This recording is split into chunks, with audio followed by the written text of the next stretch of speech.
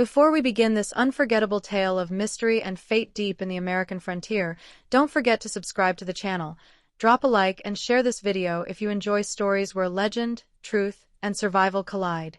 What you're about to hear is more than a Western. It's a chilling account of a rancher, a prophet, and a choice that changed everything forever. Stay until the end, because only one man walked back into the light. Elijah Burke was known across 3 counties. A black rancher with hands like stone and a stare that could stop a rattlesnake mid-strike. He ran cattle on harsh desert land where no white rancher dared settle. Folks whispered that he never smiled, never prayed, and never backed down. But Elijah wasn't cold. He just knew that softness didn't keep a man alive in the West. In the summer of 1888, the rains stopped. Crops withered. Wells dried up. And cattle began dropping where they stood. Elijah worked harder than ever, digging trenches, rationing water, but the land was losing its fight. That's when a stranger came riding into town. A man dressed in robes, with silver hair and no horse. They called him the Dust Prophet. No one knew where the prophet came from. He walked into the saloon barefoot, preaching about fire from beneath the earth, about voices in the rocks and visions in the night. The sheriff tried to chase him off, but the townsfolk listened. Not because they believed, but because fear makes even the proud desperate. And the prophet had one name on his tongue, Elijah Burke. Elijah heard about it the next day, when a boy from town rode out with a message. The prophet says your land hides the answer. Elijah didn't believe in signs or saviors, but he was running out of cattle and options. That evening, he rode into town for the first time in months. The prophet was waiting by the well, eyes closed, humming like he heard music underground. You've buried more than roots in that soil, the prophet said without looking. There's something deeper. I seen it. Elijah stared him down, said nothing, but something in that old man's eyes, a strange kind of knowing, made him hesitate. The prophet pointed toward the ridge behind Elijah's ranch. There's a mine, covered up by storms long ago. It wants to be found. Elijah had heard rumors about a mine. His grandfather once spoke of a shaft dug by runaway slaves and Mexicans who vanished one night, leaving tools behind. Locals said it was cursed. Elijah dismissed it then. But now, with the prophet's words echoing in his head and dust choking every corner of his land, doubt began to seep through his armor. The next morning, Elijah and the prophet rode out. The air was thick, the sun already cruel by dawn. They found the place, half buried beneath dry brush and stone. The wooden beams were rotted but intact. The mine yawned open like a mouth that hadn't spoken in 100 years. The prophet said a prayer. Elijah just lit his lantern and stepped in. Inside, it was colder than expected. The walls were wet. The air, strangely sweet. They walked for hours, deeper and deeper, past markings in chalk and bones too old to disturb. The prophet began humming again, touching the walls with reverence. It's close, he whispered. We're almost at the throat. Elijah didn't ask what that meant. He just kept walking. Then they came to a chamber. Round, smooth, unnatural. The prophet dropped to his knees, weeping.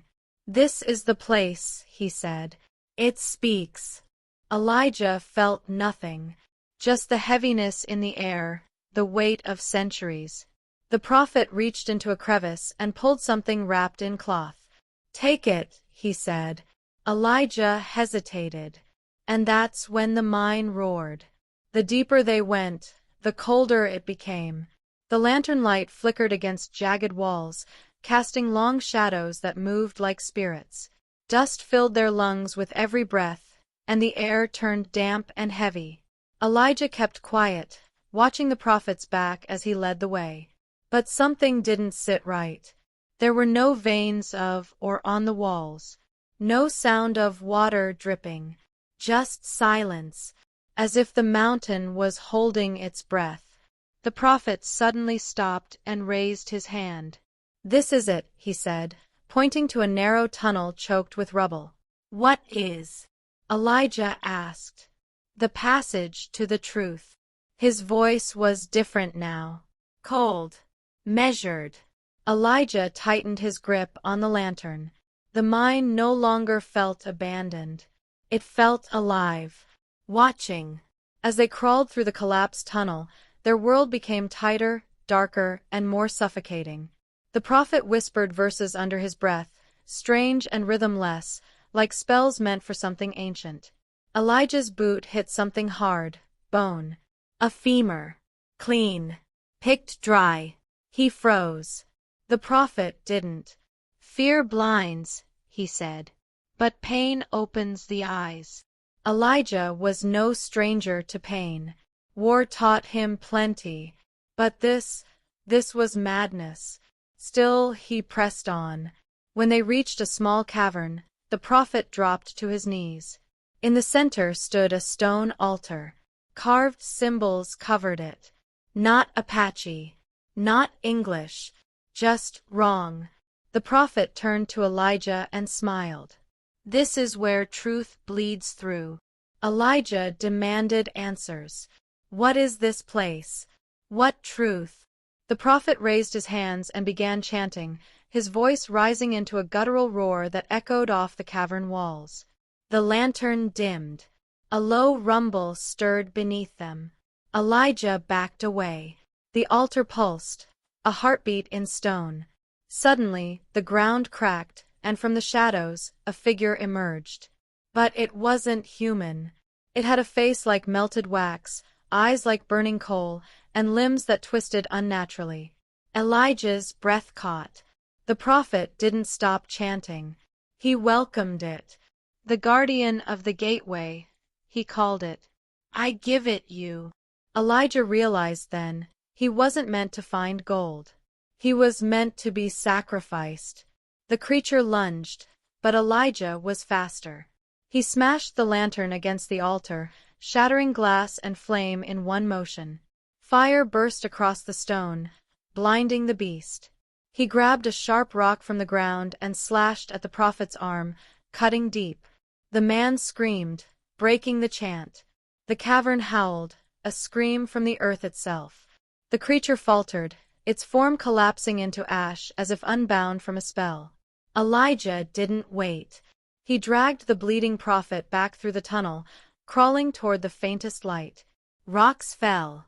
The mountain groaned. It was collapsing. As they reached the last open chamber, the ceiling caved in behind them. Elijah barely rolled clear in time. Outside, the dawn was breaking. Orange sunlight kissed the hills. Elijah collapsed, covered in blood, dust, and fear. The prophet lay beside him, unconscious, his face pale. But something in Elijah had changed. He stared at the mine's sealed entrance, now just another scar in the earth. What had they disturbed? What lay deeper within? He couldn't answer. But he knew this, the prophet had lied. Whatever power lived down there wasn't holy. It was ancient, hungry, and it had almost taken him. Elijah lit a fire and waited for the prophet to wake. There were questions to ask, and debts to settle. No man leads another into hell and walks away clean. When the prophet came to, he was quiet. Gone was the charm, the mystique. He looked small now, shaken. Elijah demanded the truth. "What did you bring me into?" The man coughed and whispered, "It wasn't supposed to choose you. It only answers blood." Elijah grabbed his collar. "What blood?" The prophet stared past him. "You're not just a rancher, not just a soldier. You carry old blood, blood that sings." Elijah didn't want prophecy. He wanted peace. But something inside him stirred. A memory of dreams he used to have as a child. Dreams of fire. Of voices in the earth. Maybe this wasn't the first time it had called him. Back at the ranch, Elijah burned the prophet's map and locked away the gold piece. The man left without another word, limping into the horizon like a ghost. Days passed. Then weeks. Elijah went back to his routine, feeding cattle, mending fences, tending the land. But nothing felt the same. At night, he heard whispers in the wind. At dawn, the birds no longer sang near the barn. Something had followed him back. Not the creature, but a presence, a knowing. He'd touched something beyond man's reach, and it had marked him. He started keeping his rifle closer. He stopped sleeping inside the house. One afternoon, he found a set of strange hoofprints near the well, too large, too deep, and spaced wrong for any horse. He followed them into the hills, where they disappeared at the base of an old tree. Hanging from a branch was a charm made of bone and twine, not Apache, not settler. It pulsed when he touched it. He left it there. Didn't speak of it to anyone. Didn't write about it in his journal. Some things you bury deeper than memory. He just walked home, silent, watching the wind carry dust across the land like restless spirits. The ranch was no longer just a home. It was a gate, and he was its guardian. Then, one stormy night, a stranger knocked on his door. Hooded, drenched, and holding a familiar symbol carved into a wooden talisman. "The mountain calls again," the man said. Elijah stared. It never stopped. They didn't speak further. Elijah grabbed his coat and rifle, lit the lantern, and followed the man into the dark. But this time, he wasn't walking blind. He knew what waited. Not gold, not prophecy, but truth, raw and violent. And he wouldn't go as prey. He'd go as hunter. Because the mountain had taken something from him. And now, he wanted it back. You made it this far, and if this story chilled your bones and stirred your thoughts, then you know, not all treasure glitters, and not all faith saves. Hit subscribe and ring the bell to hear more stories lost to time, where the West was wild, but the truth was wilder. Because legends aren't just told, they're survived. The wind howled through the canyons like a warning as Elijah and the stranger rode toward the mountain once more. Thunder rolled across the sky, and lightning cracked like the earth remembering its scars. Neither man spoke. There was no need. The mine loomed ahead, its mouth reopened by time or fate. The talisman around the stranger's neck pulsed faintly. Elijah gripped his rifle tighter. He wasn't sure if he'd come for revenge or answers. Maybe both. The deeper question wasn't what waited inside. It was why it still called to him, as if unfinished business ran deeper than the veins of the earth. Inside, the tunnels had changed. What was once collapsed now stood open, and the passage twisted in ways Elijah didn't remember. The deeper they went, the warmer it became. Too warm, like walking into the belly of something alive. The stranger murmured in a language Elijah didn't know, touching the walls, listening. "It's awake," he said softly. Elijah didn't ask what it was. He'd already seen enough to know some questions don't want answers. But every step forward pulled him closer to something, a memory or a truth, buried in rock, time, and blood. They reached the cavern where it had all begun, but the altar was different now. Larger, cracked, and pulsing red like a beating wound. Around it lay new bones, not old, not ancient, fresh. The stranger kneeled, placing his talisman on the altar. "You brought the key," he said to Elijah. "It's not the charm. It's you." Elijah's hands trembled, rage and dread mixing in his gut. "I never asked for this," he snapped. The stranger nodded. "Neither did Cain, or Moses, or Judas." Elijah raised his rifle. "Don't compare me to ghosts." But the altar spoke. Not in words, in pain. A scream from below. The ground shattered, and from the cracks rose not one creature, but many. Shadows with teeth. Eyes like dying stars. They didn't walk, they bled forward, drawn to Elijah like hounds to scent. The stranger bowed. You're the offering and the door." Elijah didn't hesitate. He fired. The sound echoed like a cannon blast, ripping through the cavern. One shadow fell. Another followed.